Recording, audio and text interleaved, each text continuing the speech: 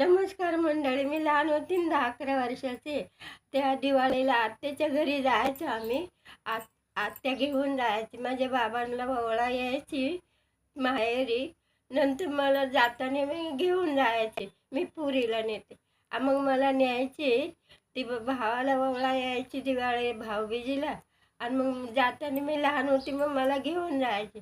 मग तिच्या घरी गेले ना, तर काय आत्याला सांगायचं मला अमकं बघायचं तमकं बघायचं. मग आत्याचे मुली असायच्या मोठ्या शहाण्या, त्या मुली मला न्यायच्या टांग्यामध्ये बसून. कुठं जिजाऊ उद्यान बघायचं पुण्यातलं, जिजाऊ उद्यान बघा, पेशवाडा बघायला.